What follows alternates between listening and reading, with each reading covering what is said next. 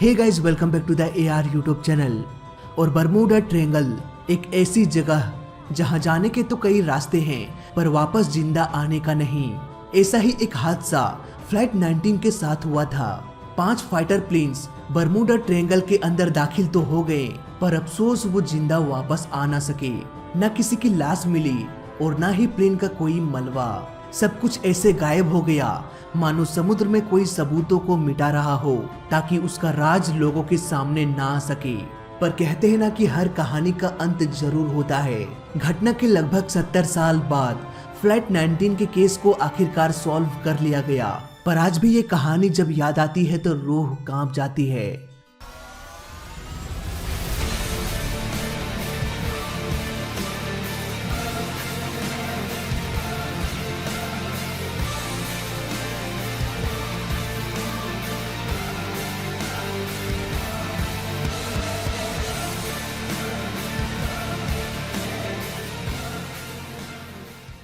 5 दिसंबर 1945 flight 19 जो कि 5 torpedo bombers का एक ग्रुप था, जहां नए पायलट्स को नेविगेशन और कॉम्बैट ट्रेनिंग एक्सरसाइज कराया जाता था। इस ट्रेनिंग फ्लाइट के लीडर यूएस नेवी के एक पायलट कैरोल टायलर थे। इनके पास 2500 फ्लाइट आवर का एक्सपीरियंस था। वहीं स्टूडेंट्स के पास सिर्फ 60 घंटों का एक्सपीरियंस था, जो कि एवेंजर जैसे छोटे प्लेन्स को उड़ाने के लिए काफी था। 5 दिसंबर 1945 को सभी पांचों प्लेन्स ने NAS लाउडरडेल से उड़ान भरा। सभी प्लेन्स के फ्यूल टैंक को फुल कर दिया गया था। मौसम भी काफी साफ दिखाई दे रहा था।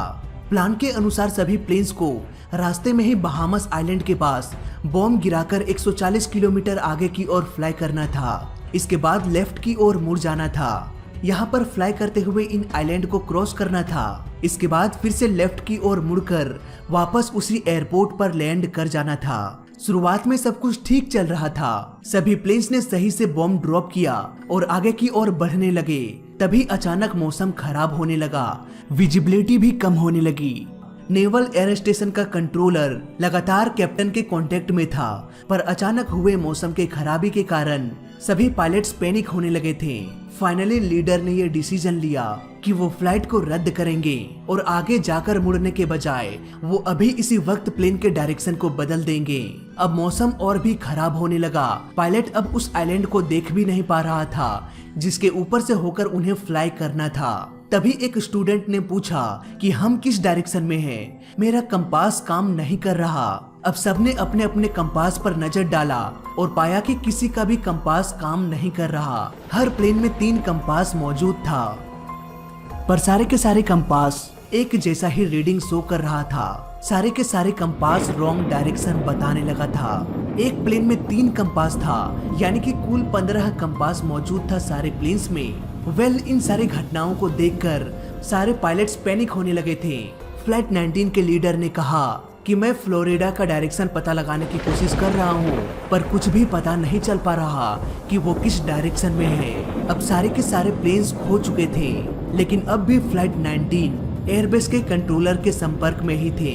कंट्रोलर ने पूछा कि आपके प्लेन में IFF ट्रांसमीटर लगा हुआ है या नहीं।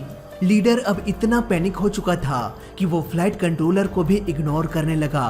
फ्लाइट 19 के टेक ऑफ किए हुए 3 घंटे होने वाला था और ज्यादा से ज्यादा अब ये प्लेन्स 1 से 2 घंटे तक फ्लाई कर सकता था, यानी कि अब उनके पास समय बेहद कम था। कंट्रोलर ने 3 बार IFF ट्रांसमीटर के बारे में पूछा, लेकिन हर बार उन्हें इग्नोरेंस ही मिला। फाइनली लगभग 1 घंटे के बाद एक एक करके सारे प्लेन्स में फ्यूल खत्म होता गया और सभी प्लेन्स देखते ही देखते समुद्र में क्रैश हो गया। कंट्रोलर को ठीक से ये भी नहीं पता चल पाया कि सारे प्लेन्स आखिर कहां पर क्रैश हुआ। शाम के 6 बजे एक रेस्क्यू टीम भेजा गया फ्लाइट 19 को खोजने के लिए, लेकिन ये प्लेन भी वापस लौट के नहीं आया। उड़ान के कुछ मिनट्स बाद ये प्लेन ब्लास्ट हो गया। इसके बाद भी कई सालों तक फ्लाइट 19 को खोजा गया, पर अफसोस कुछ भी पता नहीं चल पाया। 1945 के दौर में हम टेक्निकली उतने एडवांस भी नहीं थे कि समुद्र के चप्पा चप्पा छान मार के फ्लाइट 19 को खोज निकाले। इसीलिए कुछ सालों बाद इस केस को बंद कर दिया गया। कोई भी सबूत ना मिलने के कारण फ्लाइट 19 से जुड़ी कई सारी अफवाहें उड़ने लगी।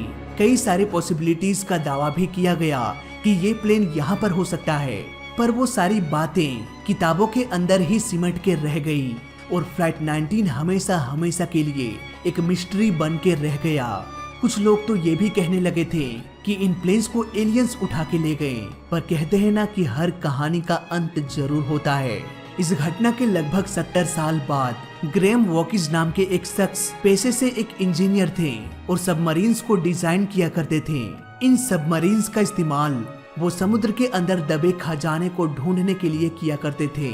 1991 में ऐसे ही एक मिशन के दौरान कुछ प्लेन्स का मलबा मिला। उन्होंने ये दावा किया कि ये फ्लाइट 19 ही था, पर इतने सालों बाद इस केस से सबका इंटरेस्ट उठ चुका था। फिर से इस केस के इन्वेस्टिगेशन को स्टार्ट करने के लिए गवर्नमेंट को काफी खर्च करना पड़ सकता था, इसीलिए इस घटना को भूल जाना ही सबने ठीक समझा।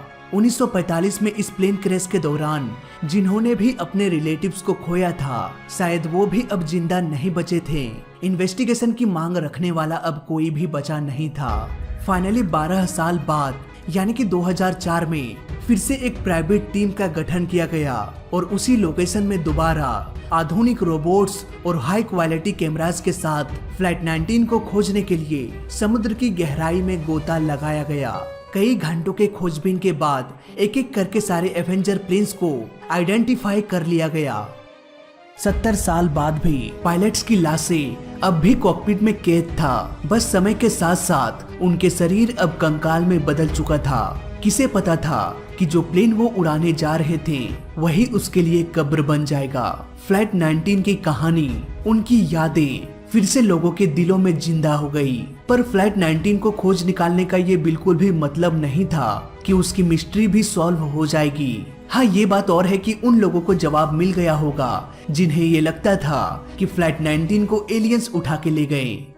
यहाँ पर हम कुछ घटनाओं को पॉइंट आउट करके ये पता लगाने की कोशिश कर सकते हैं कि क्या हुआ हो सकता है। 1945 के दौर में नेविगेशन सिस्टम उतना एडवांस नहीं था। उस दौर में शिप्स में जो कम्युनिकेशन सिस्टम होता था उन्हें कॉपी करके प्लेन में इंस्टॉल कर दिया जाता था। ऐसे बहुत से टेक्नोलॉजी और भी है जिन्हें शिप से कॉपी किया गया है। इसीलिए 1940 के दशक में नेविगेशन सिस्टम पर कम फोकस किया जाता था और पायलट्स ज्यादातर अपने आसपास के एनवायरनमेंट को देखकर अपने लोकेशन का अंदाजा लगा लेते थे और कंपास की मदद से वो अपने हेडिंग का पता लगा लेते थे कि उन्हें किस ओर मुड़ना है। और मुझे लगता है शायद इसीलिए फ्लाइट 19 के लीडर ने एक ट्रायंगुलर पाथ में फ्लाई करने का प्लान बनाया था। सब कुछ पहले से ही डिसाइड कर लिया गया था। यहाँ से उड़ान भरना है, इस आइलैंड के पास बॉम्ब गिराना है और कुछ किलोमीटर आगे जाके 346 डिग्री के हेडिंग में लेफ्ट की ओर मुड़ जाना है। इसके बाद इस आइलैंड को क्रॉस करके फिर से लेफ्ट की ओर मुड़कर वापस अपने एयरपोर्ट में चले जाना है।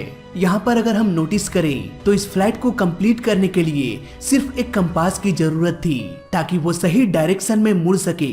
बाकी वो इन आइलैंड को देखकर आसानी से फ्लाई कर सकते थे। लेकिन बॉम्ब गिराने के बाद सब कुछ बदल गया। अचानक से मौसम खराब हो गया और खराब मौसम में आइलैंड को देख पाना पॉसिबल नहीं था। जब हमारे चारों ओर पानी ही पानी हो, सूरज भी ठीक से दिखाई न दे रहा हो, तो ऐसे में दिशा का भ्रम होना तो तय है। खासकर तब जब 80 साल पुराने नेविगेशन सिस्टम का इस्तेमाल आप कर रहे हो।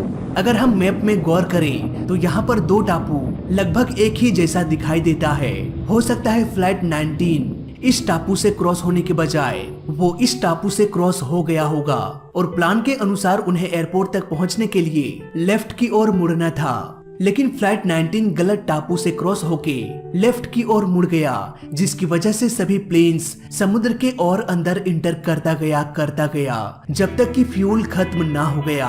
कंट्रोलर प्लेन से लगातार संपर्क बनाए हुए थे। वो बार बार IFF सिस्टम के बारे में ये पूछ रहा था कि वो ट्रांसमीटर ऑन है या नहीं। पर ये IFF सिस्टम होता क्या है दोस्तों? IFF यानी कि आइडेंटिफिकेशन फ्रेंडली और फोई। ये सिस्टम बेसिकली एक ट्रांसपोंडर होता है जो कि मिलिट्री प्लेन्स में लगा होता है। ये ट्रांसपोंडर पूरी तरह से प्रोटेक्टेड होता है। ताकि दुश्मन का फाइटर प्लेन ट्रांसपोंडर के कोड को ना जान सके। अब इस पॉइंट को समझाने के लिए मैं एक एग्जांपल लेना चाहूंगा। सपोज 5 फाइटर प्लेन्स किसी मिशन में निकलते हैं। नाउ यहाँ पर एक दुश्मन का प्लेन जो कि सेम टू सेम उन्हीं 5 प्लेन्स के जैसे दिखाई दे रहा है, वो इनके बीच में आके शामिल हो जाता है। अब क्योंकि सभी प्लेन्स एक जैसा है, इसीलिए ये पता लगाना मुश्किल हो जाएगा कि कौन सा दुश्मन का प्लेन है और कौन दोस्त का प्लेन है। ऐसे कंडीशन में दुश्मन पर अटैक करना काफी मुश्किल हो सकता है और इसी प्रॉब्लम का समाधान करता है IFF सिस्टम। ये सिस्टम अननोन प्लेन से इंटेरोगेट करके ये पता लगा लेता है कि इस प्लेन का फ्रीक्वेंसी अननोन है।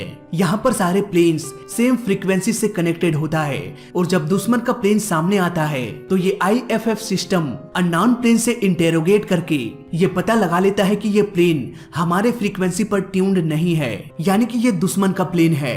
प्लेन के इस रडार में उस अननोन प्लेन को रेड कलर से इंडिकेट करेगा और बाकी के प्लेन्स को येलो कलर से इंडिकेट करेगा और इस तरह से दुश्मन के प्लेन का पता लगा लिया जाता है। अब यहाँ पर दुश्मन का प्लेन चालाकी कर सकता है, वो प्लेन में ट्रांसपोंडर का यूज ही नहीं करेगा, जिससे कि वो रडार में रेड के बजाय येलो कलर का शो करेगा और इस तरह से वो बच सकता है। खैर ये काफी बड़ा टॉपिक है तो मैं किसी और वीडियो में डिस्कस करूंगा। एयरबेस का कंट्रोलर बार बार पूछ रहा था IFF सिस्टम के बारे में। अगर कंट्रोलर और फ्लाइट 19 सेम फ्रीक्वेंसी पर ट्यून्ड होते तो शायद फ्लाइट 19 का लोकेशन का पता चल पाता, पर अफसोस कंट्रोलर को इग्नोर कर दिया गया और फ्लाइट 19 हमेशा हमेशा के लिए खो गया।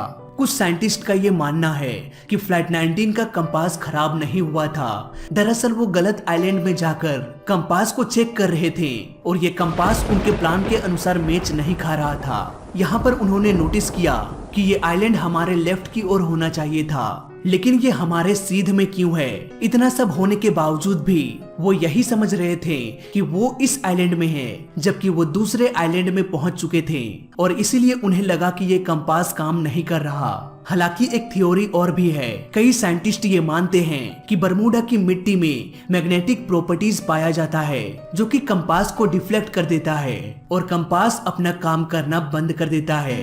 दोस्तों फ्लाइट 19 के साथ क्या हुआ था, इस बारे में कुछ भी पक्के तौर पर कहा नहीं जा सकता और शायद हमें कभी भी फ्लाइट 19 के बारे में पता नहीं चल पाएगा। लेकिन आज 80 साल बाद हम टेक्निकली इतने एडवांस हो चुके हैं कि प्लेन्स में कभी भी ऐसा प्रॉब्लम आ जाए तो आसानी से इसे सॉर्ट आउट किया जा सकता है। इवन आज के दौर में बरमूडा ट्रायंगल से होकर सैकड़ों प्लेन्स फ्लाई करते हैं, इवन सैकड़ों शिप्स भी बिना किसी परेशानी के। तो फिलहाल इस वीडियो में अभी तक के लिए बस इतना ही। वीडियो अच्छा लगा तो लाइक कर देना, बुरा लगा तो डिसलाइक कर देना और दोनों ही केस में इस चैनल को सब्सक्राइब कर देना, क्योंकि इस चैनल में सीखने के लिए बहुत कुछ है। तो मैं मिलता हूँ आपसे अगली वीडियो में, तब तक के लिए देखते रहिए और सीखते रहिए। जय हिंद, वंदे मातरम।